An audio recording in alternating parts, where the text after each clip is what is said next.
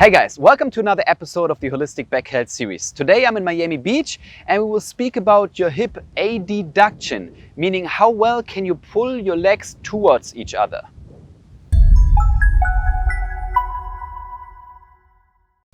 The hip adduction is oftentimes overlooked when it comes to back pain.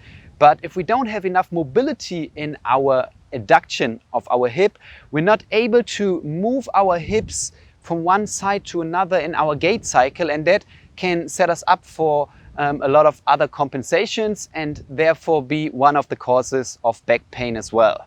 So we want to do a test now to see how well is your hip adduction and see if you have some potential for improvements in that area. So grab your stick and position it with a 90-degree angle in your elbow on the floor. Stand upright and lift the opposite side's leg up and try to reach the stick with your heel. If you're able to touch it, you pass the test.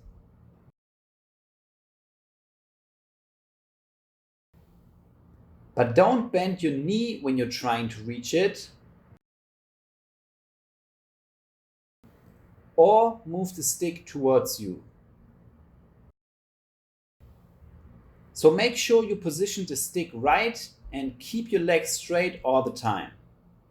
If it's super easy on the one side but a bit uncomfortable on the other side, you know which side to focus on a bit more with the following exercise.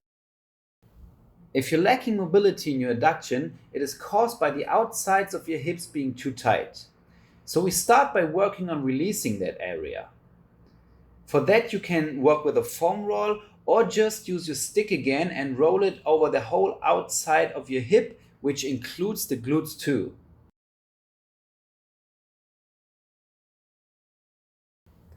You can also rub it in rapid movements and you will have the best effects with it if you're doing it on the bare skin after putting some cream on it.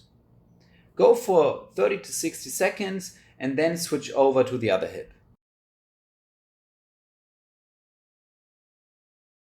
Now you grab your stick and hold it a bit wider than shoulder width apart above your head.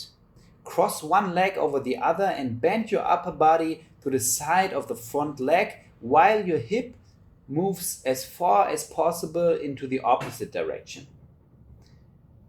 If you feel comfortable, you can move in and out of that position, from which you will get more of an active stretch and work the connective tissue in a different way.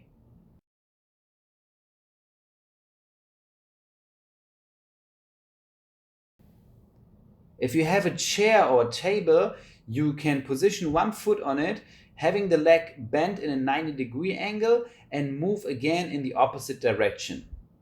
This position focuses the stretch more on the hip instead of the upper body and enables you to get your hip further to the side. Go for 10 to 15 repetitions.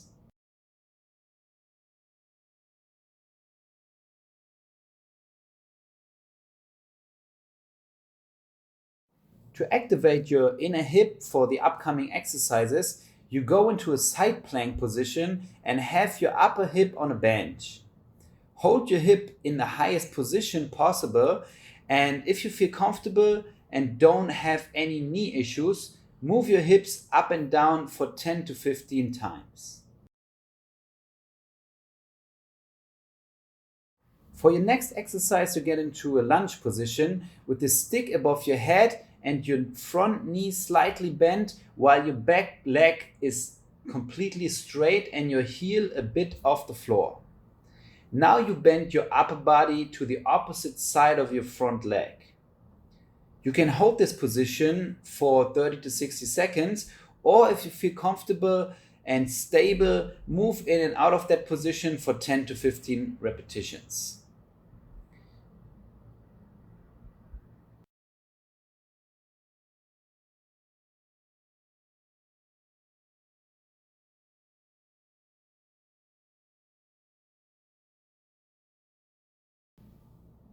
Here again with the view from the side, so don't make the stride too long and keep your front leg slightly bent.